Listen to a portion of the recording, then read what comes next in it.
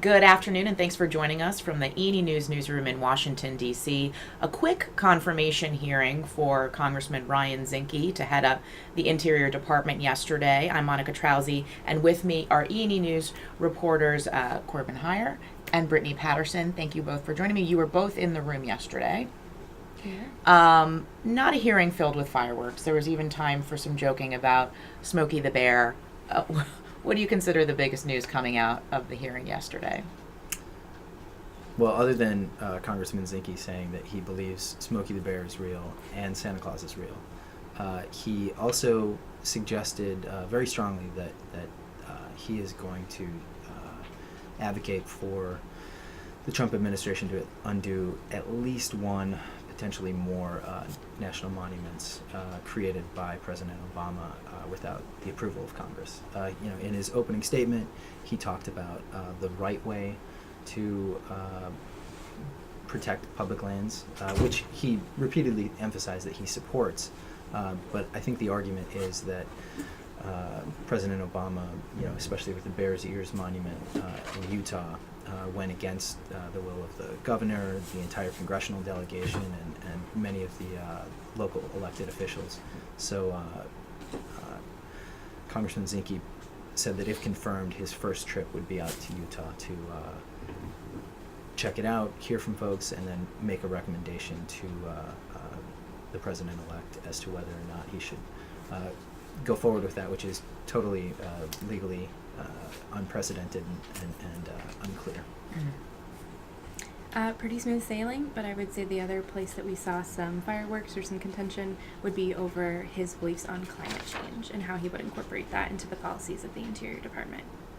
Does his stance on climate seem to be in line from what we heard in the Tillerson hearing and also from Donald Trump on the campaign trail? So I would say it's fairly similar to Rex Tillerson's position. Congressman Zinke believes in climate change. He said it's indisputable, and also indisputable is man's role in climate change.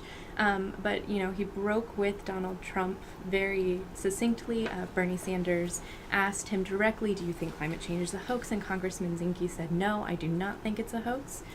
Where he does sort of waver and what might cause some consternation for Democrats or environmentalists is he questions sort of the science and the ability of climate models to be able to make accurate predictions, and is sort of a little bit wavery on to the extent that we can that the science is settled. He also says that he'll push for all of the above. Ultimately, what will that mean for the future of regulations on oil and gas development? I think he was a little bit light on the policy specifics there, but he did repeatedly say he is an all-of-the-above energy guy, and that he supported domestic energy production, which, as Donald Trump said repeatedly on the campaign trail, will mean more oil and gas development. He also agreed that there was a war on coal and sort of touted coal as being part of the mix. Interestingly, though, he also said absolutely he thought that wind and solar needed to be part of the mix, but I think what remains to be seen is, what sort of policies will be put in place to make that a reality on public lands. And Corbin, Zinke also talked about the importance of energy production to national security. He even said, if you want to check Russia, let's do it with natural gas. What was the interplay like between the panel and Zinke on that? Well, that was definitely a surprise moment. I wonder if he's gotten in any trouble with his boss for that one. But basically that was prompted by a question about using the Congressional Review Act to overturn the methane rule.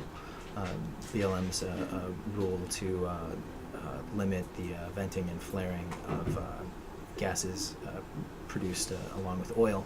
And Zinke, somewhat uncharacteristically, said that he would support an effort to undo the methane rule. He was very cagey on a number of other topics about whether or not he would actually support what Congress lawmakers were trying to get him on the record about. But he then went on to say that he supported the general aims of the methane rule, and said that it was a great opportunity to build more infrastructure to capture that gas, which could then be used to counter Russia, because Europe is very reliant on Russian gas. It was definitely a strange direction that he took that, from Congressional Review Act to Russia. But I think that, to some extent is Zinke being a straight shooter and saying what he actually believes, which I think a lot of Democrats on the panel seem to really appreciate. Some interesting comments on coal as well. What did he have to say about revitalizing the coal industry? Yeah, well, he's asked from both sides of the aisle on this issue. Senator Cantwell asked him about a GAO report that was out yesterday that mentioned the amount of money that American taxpayers are wasting because of how we price coal and lease coal, and I just want to point out that was conveniently released by Ranking Member Cantwell moments before the hearing. Yes, very true. But Congressman Zinke definitely.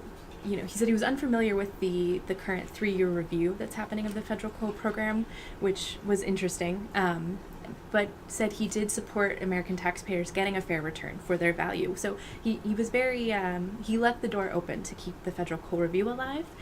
Senator Barrasso from Wyoming pressed Zinke on whether he would end the 3-year moratorium on coal leasing that is happening during the review of the program, and he was also a bit cagey on that as well. So, I think left some doors open for, potential changes to the federal coal program during his tenure.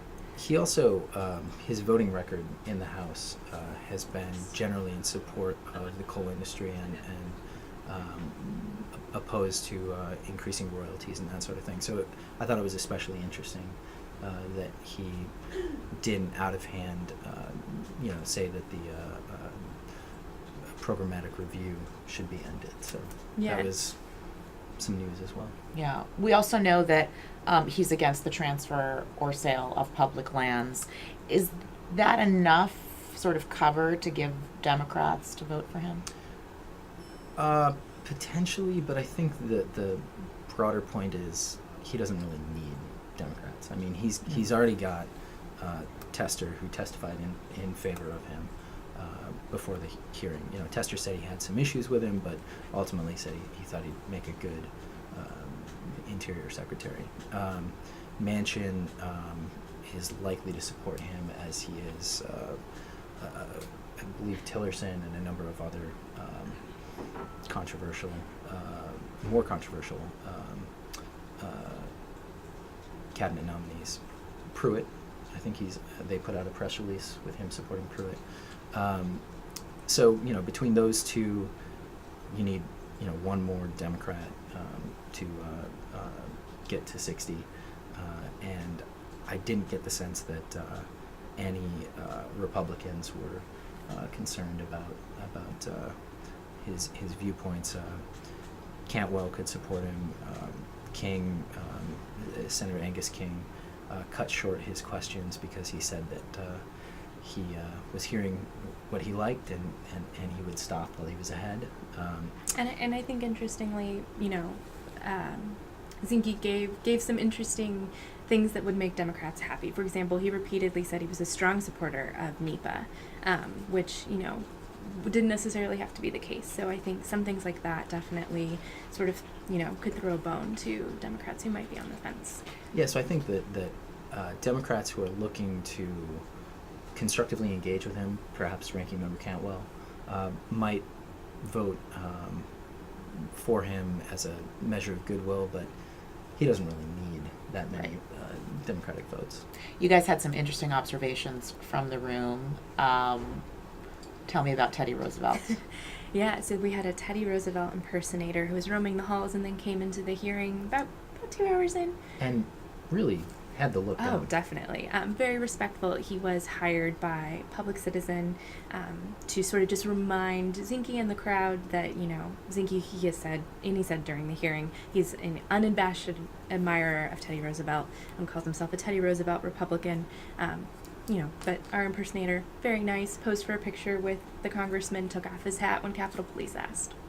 And, notably, did not interrupt the hearing. So, unlike at Tillerson's confirmation hearing or for Senator Sessions.